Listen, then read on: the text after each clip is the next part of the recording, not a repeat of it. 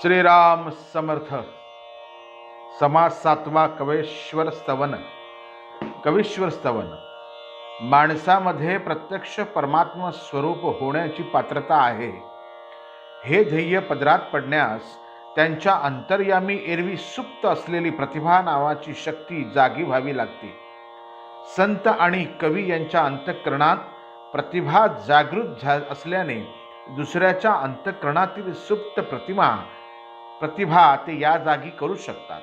म्हणून संतांना आणि संत श्रोत्यांना वंदन केल्यानंतर श्री समर्थ आता कवींना वंदन करतात. संत व कवी या दोघांमध्ये फरक इतकाच की संतांची प्रतिभा अखंड जागी असते, किंबहुना त्याच्या अंतःकरणात ती जागेपणाने कायमची स्थिर झाल्या वाचून तो संत बनूच शकत नाही. पण कवीची प्रतिभा कधी जागी तर कधी निजलेली, कधी सतेज तर कधी मंद असते. प्रतिभा जागी झाली की ती सळसळते आणि अनावर स्फूर्ती येते. कल्पना आणि बुद्धी विलक्षण सर्जनशील क्रिएटिव्ह बनून उत्कृष्ट काव्य, आवेशमय भाषण किंवा अत्यंत नवीन ज्ञान प्रगट होते. माणसांतील प्रतिभा जागी करणे हेच सगळ्या परमार्थ साधनेचे मर्म आहे. संतांची संगत केल्याने माणसाची प्रतिभा विनाशायास उमलते आणि म्हणून सत्संगतीचा एवढा महिमा गातात. त्याच्या खालोखाल उत्तम काव्य आणि साहित्य अंतःकरणावर इष्ट परिणाम करून प्रतिभा प्रकट होण्याची वाट मोकळी करतात. या दृष्टीने मानवी जीवनात कवींना व साहित्यिकांना मोठे महत्त्व आहे. कल्पनेची का होईना पण नवी दृष्टी निर्माण करून उत्तम आदर्श लोकांपुढे ठेवणे, चिरंतन मूल्यांचे जतन करणे आणि क्षीण व निराश जीवनात नवचैतन्य ओतणे हे मोठे कार्य कवी करतात. प्रापंचिक माणसाच्या जीवनात तोचपणा येऊन त्याचा आंतरिक विकास खुंटतो. त्यावेळी संत कवींचे काव्यच त्याच्या अंतःकरणात भगवंताच्या प्रेमाचा अंकुर निर्माण करू जाते आणि त्याच्या सूक्ष्म शक्तींना सतेज करते. जगाचा उद्धार तो हाच होय. श्रीराम. आता वंदू कवेश्वर शब्दसृष्टीचे ईश्वर, ना तरी हे परमेश्वर वेदावतारे. प्रथम कवीच्या प्रतिभेचे सामान्य स्वरूप सांगतात. आता मी थोर कवींना नमस्कार करतो. कवी शब्दसृष्टीवर राजाप्रमाणे सत्ता गाजवतात. कवी म्हणजे वेदरूपाने अवतरलेला परमेश्वरच होय. की हे सरस्वतीचे निजस्थान, की हे नाना कळांचे जीवन, नाना शब्दांचे भुवन यथार्थ होय. कवीचे अंतःकरण म्हणजे सरस्वतीचे स्वतःच्या मालकीचे राहते घरच समजावे.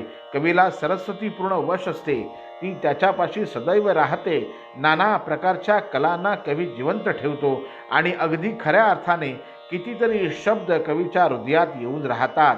कवीचा शब्द संग्रह फार मोठा असतो. की हे पुरुषार्थाचे वैभव, की हे जगदेश्वराचे महत्व, नाना लाघवे सत्कीर्ती स्तव निर्माण कवी. जगातील उत्तम मूल्यांचे ऐश्वर दाखविण्यासाठी, भगवंताचे थोरपण गाण्यासाठी आणि अनेक तऱ्हेच्या कौशल्याने संतांची कीर्ती सांगण्यासाठी कवी जन्मास येतात. की हे शब्दरत्नाचे सागर, की हे मुक्तांचे मुक्त सरोवर, नाना बुद्धीचे वैराग्य निर्माण झाले. कवी हे शब्दरूपी रत्नांचे समुद्र असतात. त्यांच्यापाशी सुंदर शब्दांचा साठा असतो. कवीच्या अंतःकरण रूपी सरोवरात मुक्त पुरुष मोकळेपणाने विहार करतात. मुक्त पुरुषाच्या विलक्षण अवस्थेची सर्वांगीण कल्पना कवीच करू शकतात. बुद्धीच्या विलासाचे नाना प्रकारचे खेळ करून दाखविणारे कलावंतच कवीच्या रूपाने जन्म घेतात. अध्यात्म ग्रंथांची खाणी, की हे बोलिके चिंतामणी, नाना कामधेनूची दुबणी ओळली श्रोतयांसी. कवी हे अध्यात्म ग्रंथांची खाण असतात. ते खूप अध्यात्म ग्रंथ लिहू शकतात. ते बोलके जिवंत चिंतामणी असतात. कवी म्हणजे श्रोत्यांना विनाकष्ट प्यायला मिळालेले कामधेनूचे अमृता समान दूधच होय. की हे कल्पनेचे कल्पतरू, की हे मोक्षाचे मुख्य पडी भरू, नाना सायुज्यतेचे विस्तारले. कवीला प्रतिभेचा कल्पतरू म्हणावे, कारण हवी तेव्हा प्रतिभा त्याच्या सेवेला हजर असते. मोक्षाचा साठा बाळगणारा हा कवी सायुज्य मुक्तीचा पसरलेला मोठा विस्तारच होय. कवी आपल्या काव्यामध्ये सायुज्य मुक्तीचे अतिविस्ताराने वर्णन करतात. की हा परलोकीचा निजस्वार्थू, की हा योगियांचा गुप्तपंथू, नाना अज्ञानियांचा परमार्थू, रूपासियाला मृत्यूलोका पलीकडील जीवाच्या अवस्था, योगी लोकांचा षटचक्र भेदन मार्ग आणि ज्ञानमार्गाने जाणाऱ्यांचा परमार्थ, हे तिन्ही अतिसूक्ष्म, अतिंद्रिय आणि म्हणून अतिगुप्त असतात. कवी आपल्या शब्द सामर्थ्याने त्यांना साकार करून उघड करतो, सामान्य माणसापर्यंत पोचवतो. की हे चिरनिरंजनाची खुण, की हे निर्गुणाची ओळखण, माया विलक्षणाचे लक्षण, ते हे कवी. त्याचप्रमाणे परमात्म स्वरूप किंवा परब्रह्म अत्यंत शुद्ध मलरहित आहे.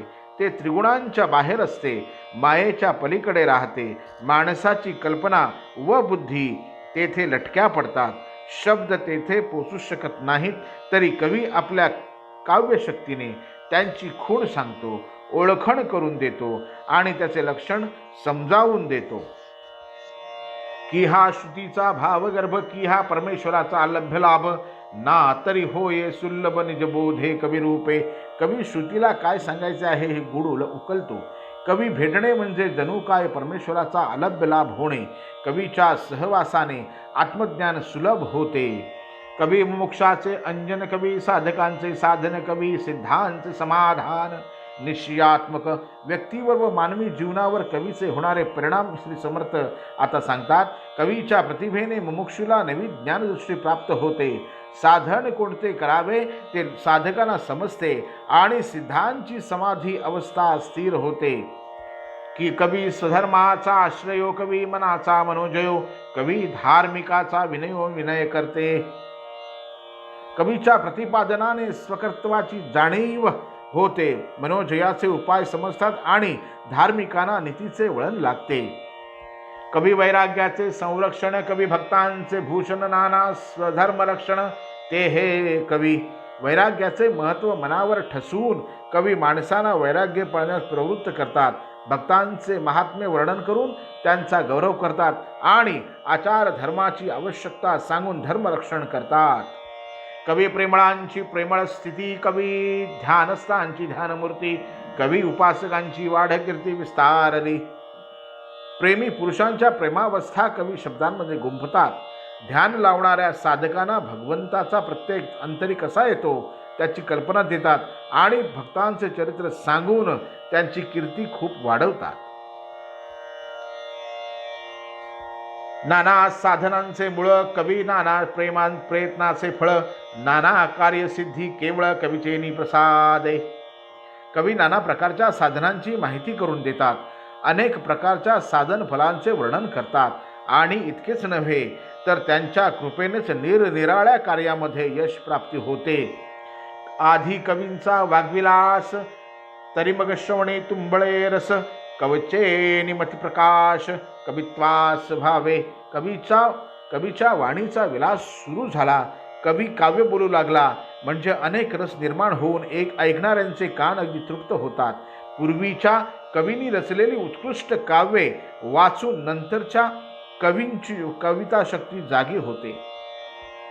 कवी व्युत्पन्नाची योग्यता, कवी सामर्थ्यवंतांची सत्ता, कवी विचक्षणाची कुशलता नाना प्रकारे. विद्वान पुरुषांची योग्यता, सत्ताधारी पुरुषांची सत्ता आणि हुशार पुरुषांचे चातुर्य कवी अनेक प्रकारे वर्णन करतात. कवी कवित्वाचा प्रबंध, कवी नाना धाटी मुद्रा छंद, कवी गद्य पद्ये भेदाभेद पदत्रास करते. कवी नाना प्रकारचे काव्य ग्रंथ प्रबंध रचतात. अनेक प्रकारच्या गद्य पद्यादी वाङ्मयामध्ये कवी लेखनाच्या निरनिराळ्या धाटी, छंद, प्रास व अलंकार वापरतात. कवी त्याचे नवनवे प्रकार सुरू करतात. या चराचर सृष्टीला कवी एखाद्या दागिन्याप्रमाणे शोभून दिसतो. कवित्वामुळे ऐश्वर्य सजविले जाते. कवी हे सर्व निर्णयांचा निश्चितपणा देतात